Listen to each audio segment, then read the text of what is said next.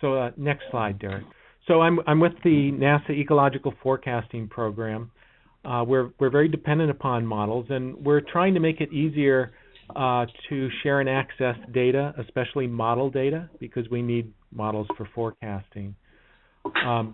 So we have a particular interest in making it easier for models to exchange information, and then also for people to get at the results and make better use of those model results. So there's been a lot of emphasis on integration in general in the last decade or so, for more integration across disciplines, for integrated modeling, integrated decision making, and so on. And of course that's good, but there's always more that's needed.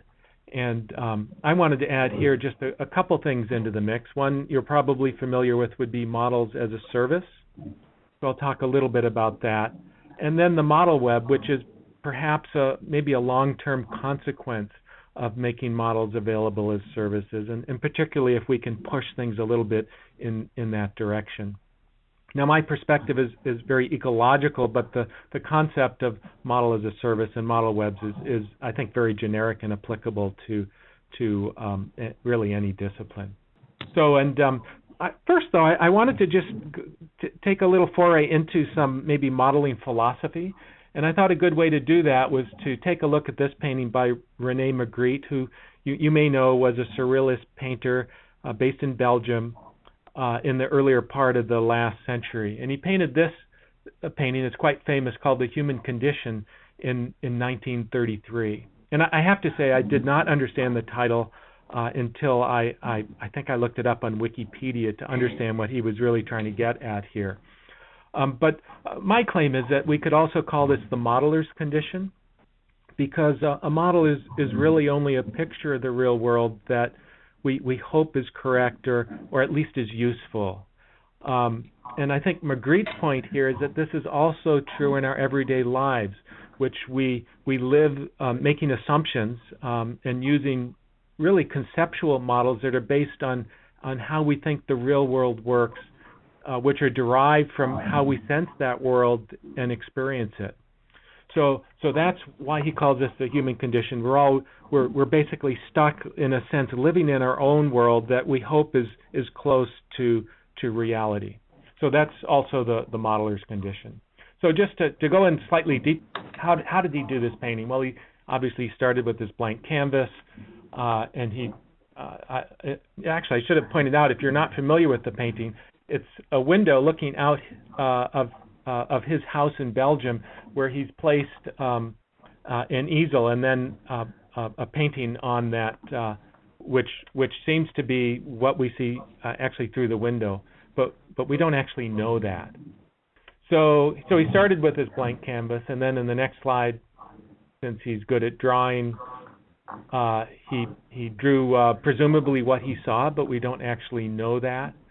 And then he can paint as well. So in the next slide, he fills it in, and we see what seems to be a very reasonable association of what's on the canvas with what is out the window behind the canvas. But in fact, we don't really know where that tree is, and the way he's painted it, the tree is on the right-hand side of the image. In the next slide, maybe it's on the left-hand side for all we know. In the next slide, we can probably assume that that's not very close to reality based on our own experience. So in the next slide, we look at this, and we're quite comfortable with that, because it matches around the edges of the canvas, which are analogous to the boundary conditions of a model. The boundary conditions line up. But in a model, as we move away from these boundaries, we're not really sure what's there. And so typically there's, or often at least, there's a gradual divergence from the reality that the model is simulating compared to the reality, in this case, looking out the window. So we can assess that divergence or maybe control it by validating and calibrating the model against real data. And so if we could actually, in this case, lift his canvas off the easel to see what's out the window, we could do that here. But actually we can't, and that really, actually, if we're using a forecasting model where we're modeling time instead of space, we can't really do that either, because we have to, in a sense, wait for the future to arrive to see if our model was correct in retrospect. Well, if Magritte had done sort of what he might have painted as something that looks more like this, where the Belgian landscape has been suburbanized. And in fact, if we look at what to him was the future and take the painting away, in the next slide we see that actually that's what's happened outside his Belgian home. So maybe enough philosophy. If we go to slide 11, this is really the core of my talk. I'll talk a little bit about what the problem is that we're trying to solve, introduce model as a service, and then the model web, and then discuss some of the aspects of that and some of the challenges. So slide 12. So in the ecological forecasting program, we're a very applied program, and so we're always asking ourselves this question: what do decision makers really want? And for the most part, at a very high level, they're interested in these two things. First of all, they want to know what will change, and they want to know what the consequences of those changes will be. So they're very interested in what-if questions, so that they can, in a sense, look into the future. There's a question that's closely related to question 2, which would be for someone who's managing, for example, a land manager. They may want to know which of several management alternatives give the best results. Another what-if question variant. So that's what decision makers want. So we try to give those to them with. So the model web vision is really for a consultative infrastructure where decision makers can go for answers to these what-if questions. And the sort of two of the keywords there are infrastructure. So it's not just a model, but it's really an infrastructure of models that can be accessed. And consultative means that it's a place where people can actually go to get these answers and ask these questions. So it would consist of models, of course, which are really the engine of this infrastructure, and then websites, which are the entrance points into it, so that they can be accessed. And another way of looking at it would be it's really a World Wide Web for models. But of course, this is hard to do in slide 14 because of what we might call the modeler's condition, which is, it's hard to make predictions, particularly about the future. So this is the question that we have, really, is how can predictive capabilities be improved and shared so that they can be more widely used? So in the next slide, 15, I guess it has no number there. There's at least three alternatives to do this. None of them are rocket science. The first is, why don't we create new models that fill in gaps where we don't have existing models? So of course that's a good thing. And where we do have existing models, of course they can always be improved, and that's a good thing as well. But with the model web, it's really more about increasing the interoperability and the access to the models that we already have. So if you click once, you'll see, I think it gets circled and points out that this is the idea behind the model web. So on the next slide, slide 17, I talk just to introduce model as a service here in case people aren't familiar with it. But service really in this case is just the provision of some sort of product upon request. And the purpose of this approach is to provide a very easy and standardized way to access information. So we have a consumer on the left here which has a need for some piece of information, and they're aware of a service provider that he thinks or she thinks can provide it. So they make some sort of service request to the service provider.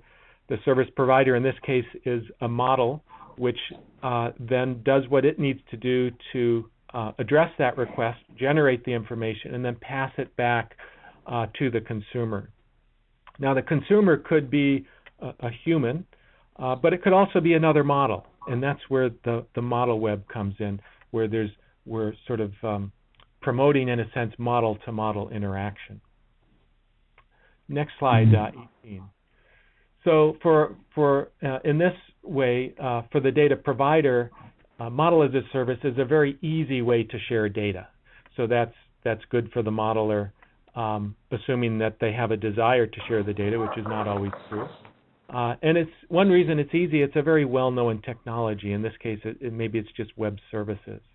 And then for the data consumer, it provides improved access to the model and to the data that the model can generate. So that's a very good thing. So it's a good approach both for the data provider and the data consumer.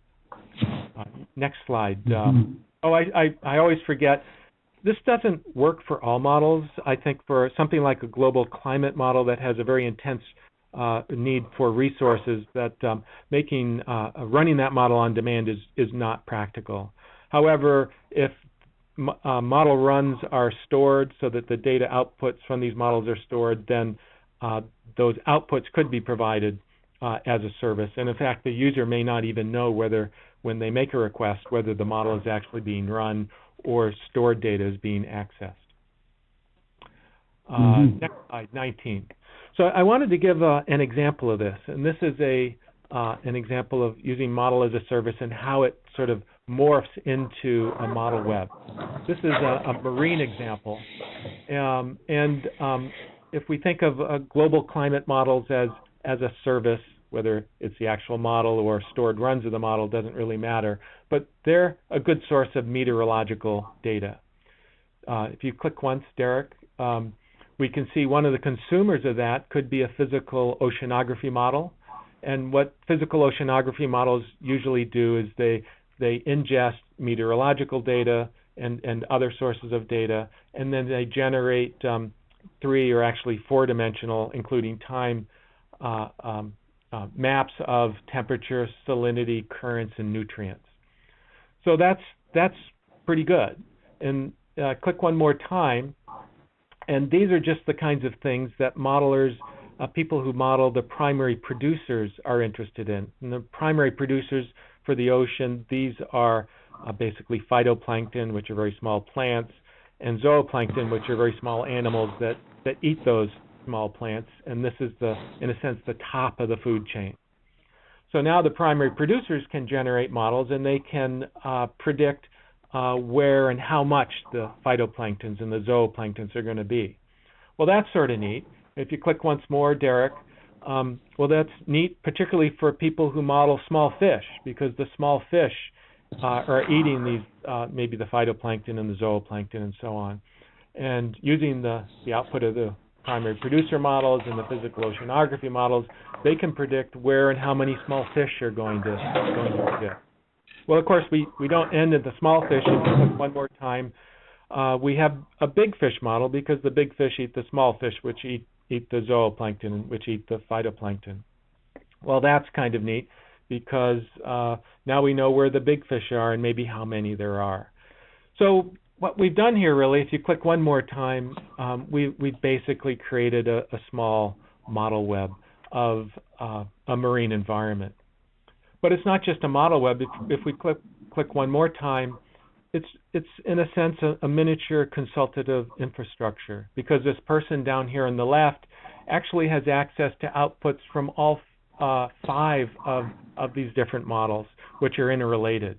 And so if she has questions that are pertinent to what these models are modeling, then she can consult them, given the appropriate web interface to ask those questions. Okay, so slide 26. One thing that's interesting is that not all models are created equal here. There are some that are, in a sense, in much more demand than others. Like, everyone uses the physical oceanography model. So we can call that a keystone model. And if we're interested in fostering the development of a web of models like this, we might want to start by working with the physical oceanographers to encourage them to make their physical oceanography models available as a service. Next slide, 27. So what are the benefits here? Well, I think they're pretty obvious. It improves access to the information because things are being shared. It potentially can decrease reinvention. And it can also facilitate new science, because now we can do things we couldn't do before, because there's more information available, because these models are now interconnected.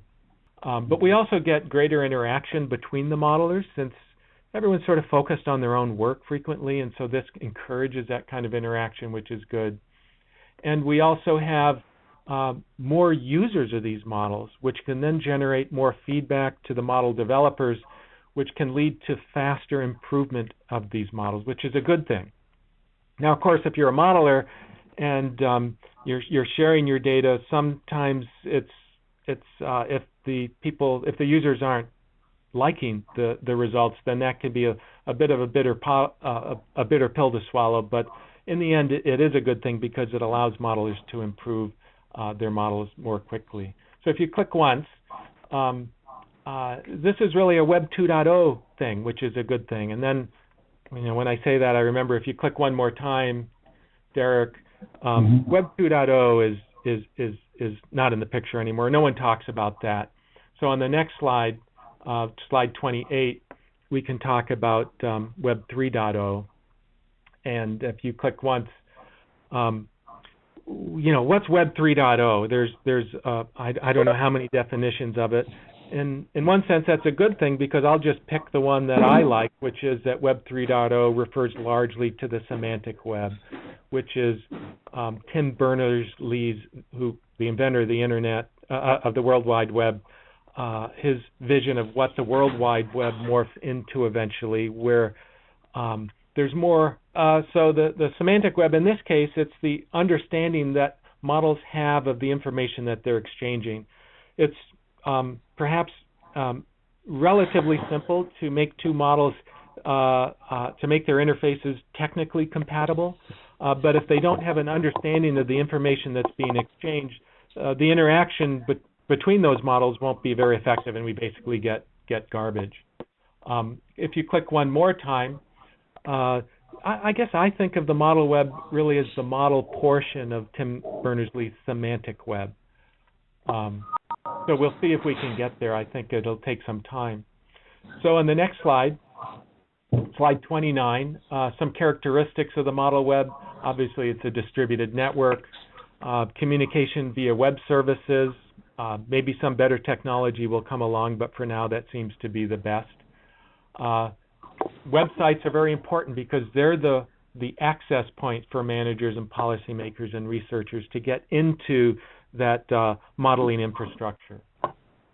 And I'll talk about this in a minute, organic growth.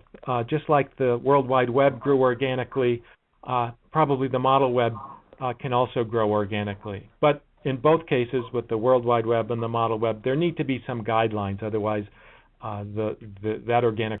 So how do you build a model web? On the next slide, I have something here I've called the cowboy fascist continuum. And on the left-hand side, if you click once, we have sort of the cowboy end of development where there are no rules. There's complete freedom for people to do whatever they want. There's no controls or planning. There's very minimal setup. But there's also minimal barriers to join. At the other end of the spectrum, if you click once more, we have the fascist end, where there's complete control. There's a lot of investment in planning and regulating.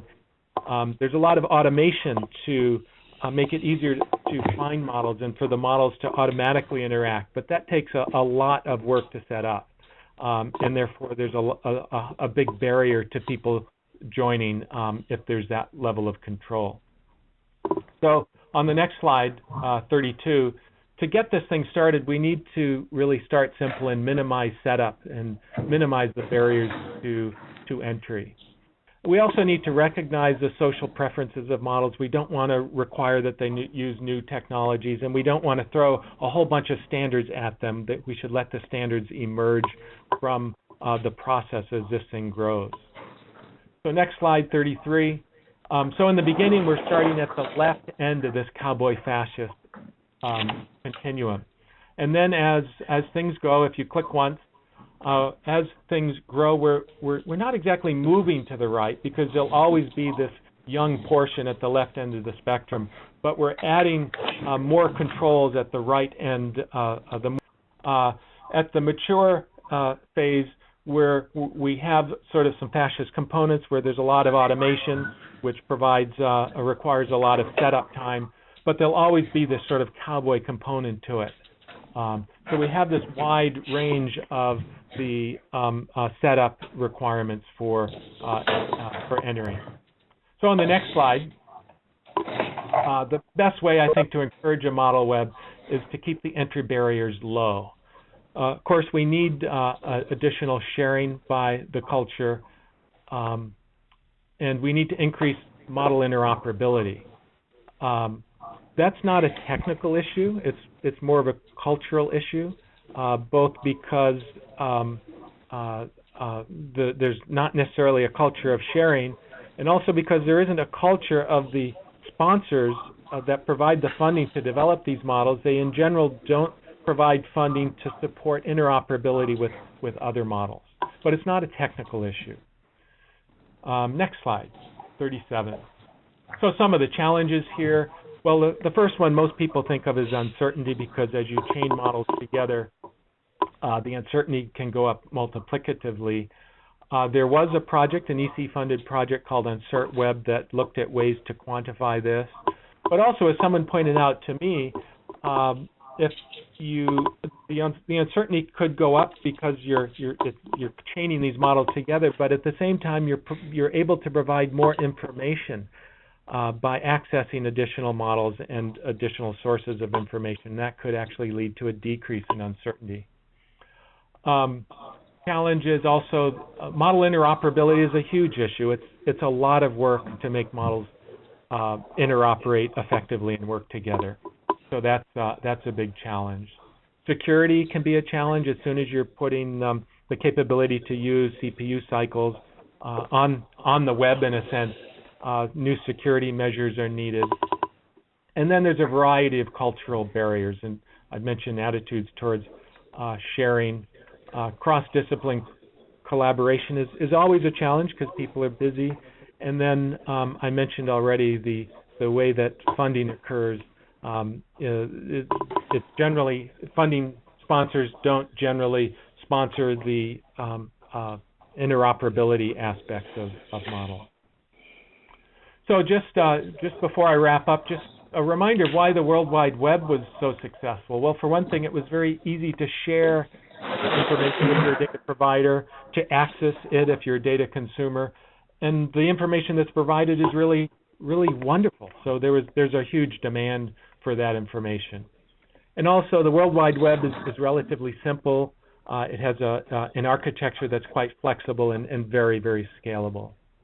Just some basic principles that I'll wrap up with here. First, for the model web, it's good to think big, but to start small and keep things simple. We can use the World Wide Web as an example. We want to work on increasing collaboration, interoperability, sharing, and access. We don't really want to build the model web. We want to grow it by facilitating things and keeping it simple, flexible, and scalable. So that's all I have, and I'm happy to address any questions that you may have.